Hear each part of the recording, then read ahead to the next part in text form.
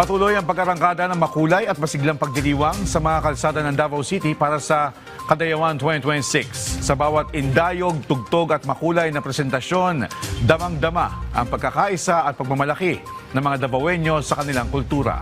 Ang detalye sa report ni Jay Tayanes ng PTV Davao. Makulay at masiglang nagaganap ngayon ang Kadayawan 2026 Parade dito sa Davao City.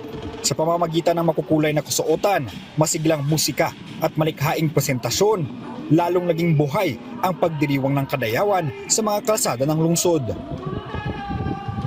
Ginanap ang parade ng pamulak at indak-indak sa Kadayawan dito sa San Pedro Square sa Davao City, kung saan makikita ang samot-saring makukulay na floats at mga presentasyon mula sa iba't ibang grupo na nakikiisa sa pagdiriwang ng Kadayawan 2026.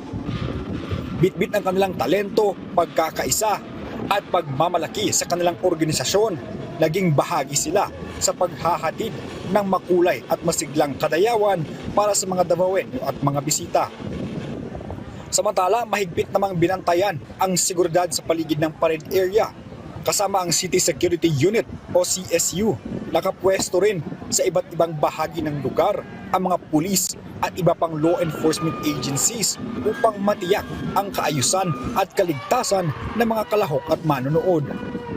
At sa pagpapatuloy ng Kadayawan, mas marami pang makukulay at masasayang presentasyon ang masasaksihan sa mga sunod na bahagi ng selebrasyon. Jay Tayanes para sa Bayan.